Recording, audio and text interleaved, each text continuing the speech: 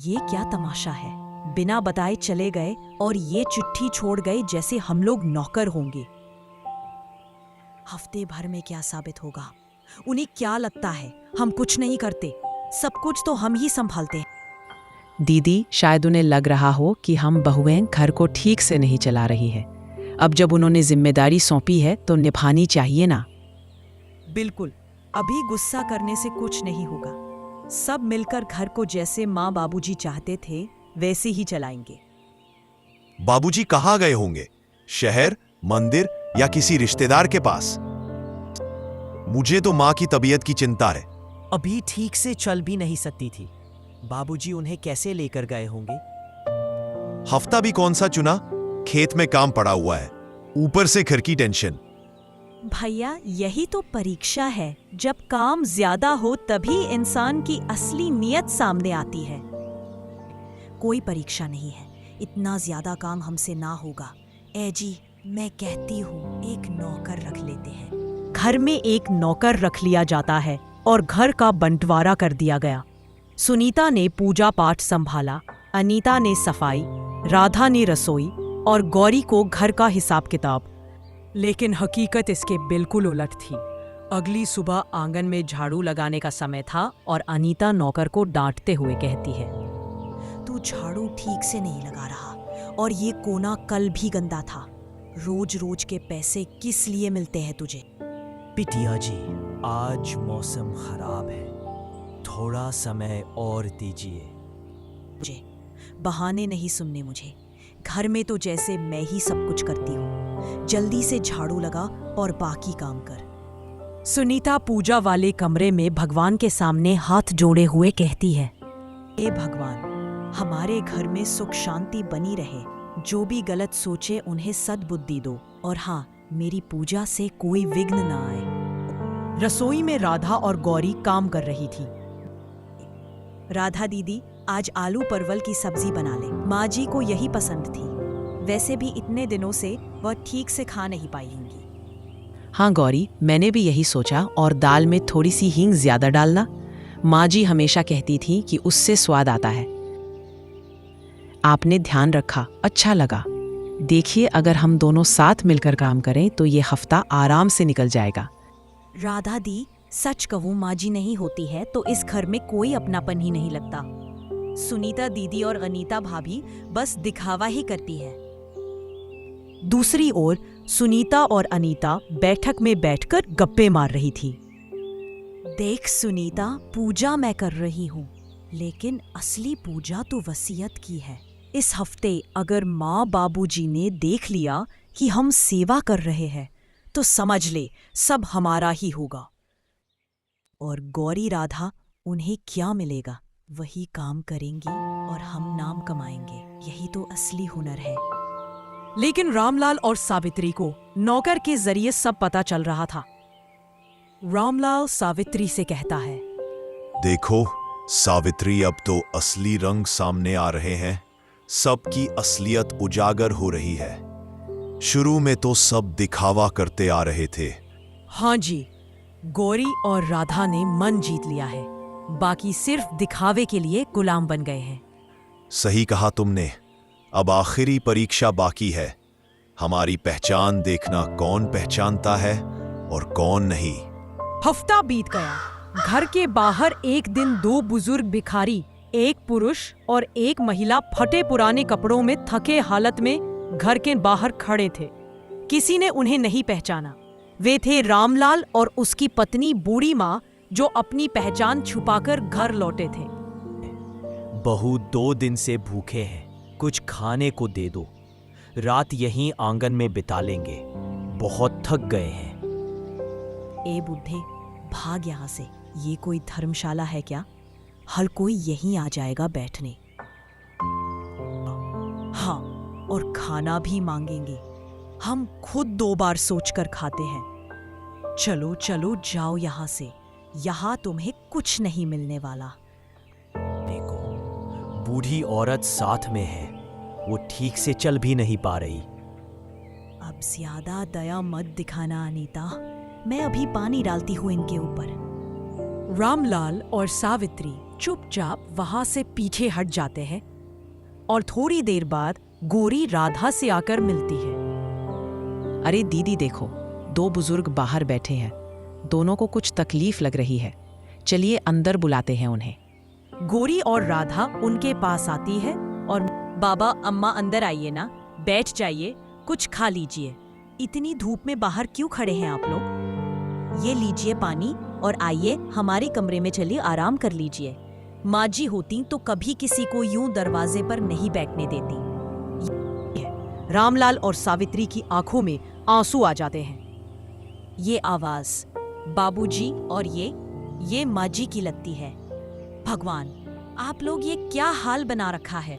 हाँ, हम यह जानना चाहते थे कि हमारे जाने के बाद कौन हमारी इज्जत करता है और कौन कौन सिर्फ दिखावा ही करता है। हमें माफ कर दीजिए माँ जी, हमने आपको पहचानने में देर कर दी, मगर मन से हमेशा आपके साथ थे। आप अंदर चलिए, अब हम आपको छोड़ेंगे नहीं। हमने सच्चे मन से जो किया वह हमारा फर्ज था और हमेशा रहेगा। राधा और गौरी उन्हें अंदर ले जाती है, उनका पैर धोती है, खाना परोसती है और पलंग पर आराम से बैठा देती है। तभी सुनीता, अनीता और बाकी बेटे भी आ जाते हैं। माँ बाबूजी, ये आप है? आप तो, अरे ये क्या भेष बना रखा है आपने? हमें माफ कर दीजिए, हमने तो सोचा मतलब हम पहचान नहीं पाए। ना पहचानना ही तो असली परीक्षा थी। हम देखना चाहते थे कि कौन दिल से हमारे साथ है और कौन दिखावे से। बेटियों, हम बूढ़े हैं पर आंखें और दिल अब भी काम करते हैं। किसने क्या किया सब मालूम हो गया है हमें। हम नहीं चाहते कि किसी को सजा मिले, लेकिन सच्चाई सबके सामने आनी चाहिए। अब समय आ गया है वसीयत पढ़वाने का। गांव के प्रतिष्ठित सेठ बनवारी लाल आंगन में प्रवेश करते हैं। हाथ में चमचमाती फाइल और चेहरे पर गंभीरता है। सभी बहुएं और बेटे भी वहां पर मौजूद हैं। रामलाल जी, जैसा कि आपने कहा था, आज मैं सबके सामने आपकी वसीयत पढ़ने आया हूं। इसमें जो लिखा है वही अंतिम निर्णय माना जाएगा। हम करते हैं, मैंने जीवन भर मेहनत की, अब यह तय करना जरूरी है कि इस घर का असली वारिस कौन है।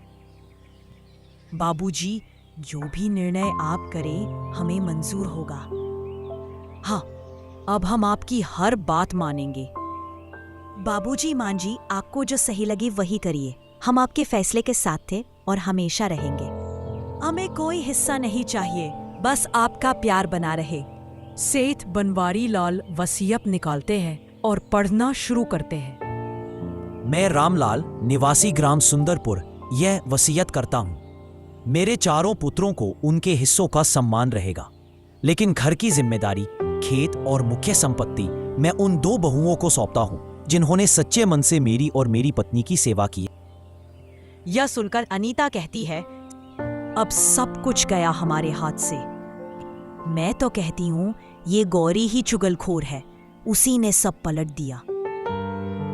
राधा पत्नी मोहन और गौरी पत्नी सोहन को यह अधिकार सौंपा जाता है कि वे इस घर और खेतों की देखरेख करें। बाकी बहुओं को कोई विशेष उत्तराधिक नहीं सौंपा गया। हम सालों से इस घर में हैं और आपने हमें बेइज्जत कर दिया। हाँ, हमसे भी गलतियां हुई होंगी, लेकिन इसका मतलब यह नहीं कि सब कुछ हमसे छीन लिया जाए। गलती तो इंसान से होती है, लेकिन जब वही गलती आदत बन जाए और सेवा दिखावा, तब उसका फल तो मिलेगा ही। जिसने हमें एक लोटा पानी तक नहीं दिया, जब हम बूढ़े भेष में लौटे, उसे कैसे सौंप देते घर। हाँ, हमने कभी सोचा भी नहीं था कि आप हमें इतना मान देंगे। हमने तो बस अपने बड़ों का फर्ज निभाया। हमें आपका आशीर्वाद चाहिए, वही हमारे लिए सबसे बड़ी दौलत है। अनीता और सुनीता गुस्से और पछतावे के बीच चुपचाप बैठ जाती है। पूरा माहौल भावुक हो जाता है। यह घर अब नई सोच और सच्चाई से चलेगा, वही असली वारिस होता है। हम चाहते हैं कि अब यह परिवार फिर से एक हो, लेकिन दिल से। ना कि लालच से। रामलाल जी, आपने जो निर्णय लिया वह पूरे गांव के लिए मिसाल है। सेवा का मूल्य दौलत से कहीं ऊपर होता है। सेठ बनवरीलाल के जाने के बाद आंगन में एक भारी सन्नाटा छा जाता है। रामलाल और बूढ़ी माँ चुपचाप चारों बेटों और बहुओं को देखते हैं। गौरी और राधा दोनों माँ के पास बैठी होती है। वहीं दूसरी ओर अनीता और सुनीता अपने कमरों की ओर मुंह फेर कर बैठती है। हुआ वो तुम्हारे कर्मों का ही फल था। जायदाद का बंटवारा नहीं हुआ, जिम्मेदारी का हुआ है। अब फैसला तुम्हारे हाथ में है कि तुम घर छोड़ोगे या खुद को सुधारोगे। बाप बूढ़े होते हैं, बेकार नहीं। हम देख भी सकते हैं और समझ भी सकते हैं, लेकिन चुप रहने का मतलब यह नहीं कि हम बेअल हैं। माँ बाबूजी, गलती हमसे भी हुई। हमने बहुओं की बातों को ही सच माना, कभी आपसे पूछा नहीं। हमें लगता था आप ठीक होंगी, लेकिन असल में हम ही खुद में मस्त थे। अब समझ आया माँ क्या होती है। मैं हमेशा राधा को गुस्सा करता रहा, पर आज पता चला वही तो असली बहू है। माँ की इज्जत करना क्या होता है उसी ने सिखाया। गौरी ने कभी शिकायत नहीं की, चुपचाप हर काम किया, और अब समझ आया सच्चाई दिखावे में नहीं होती, दिल में होती है। अनीता और सुनीता कमरे से बाहर आती है। दोनों की आंखों में पश्चाताप है। वे सीधे जाकर बूढ़ी माँ के सामने खड़ी हो जाती है। माँ जी, हमसे बहुत बड़ी भूल हुई है। आपकी सेवा तो दूर, हमने आपको तकलीफ दी है। आप हमें माफ़ कर दीजिए माँ जी, हमें माफ़ कर दीजिए। हम बस घर संभालना चाहती थी, लेकिन खुद को बड़ा समझ बैठी। आपने हमें आईना दिखाया, अब सब बदल देंगे हम माँ। माफ करना तो माँ का धर्म है, लेकिन याद रखना, एक बार की माफी हमेशा की छूट नहीं होती। अब सबकी असली परीक्षा शुरू होती है। ये घर अब औरतों की लड़ाई का अखाड़ा नहीं, माँ बाप के आशीर्वाद से चलने वाला मंदिर होगा। अब हम सब मिलकर काम करेंगे, कोई एक दूसरे पर हावी नहीं होगा। अब अगर घर को घर बनाना है तो मिलजुल कर चलना होगा, वरना इस घर में कोई सुख नहीं देखेगा। चारों बहुएं पहली बार मिलकर काम करने के लिए एक साथ रसोई की ओर जाती है। मोहन, सोहन, रमेश और सुरेश बाहर बैठकर खेतों की चर्चा करने लगते हैं। बूढ़ी माँ अपने पूजा घर में दीप जलाती है। रामलाल जी, लगता है अब सचमुच हमारा बुढ़ापा चैन से बीतेगा। और ये चैन जायदाद से नहीं, समझ से आता है। बहुओं को जो सीख मिली है वही इस घर की सबसे बड़ी दौलत है। आंगन में हंसी की हल्की खनक सुनाई देती है। रसोई से सब्जी का छौंक उठता है। एक घर जो बिखरने वाला था आज फिर से जुड़ गया।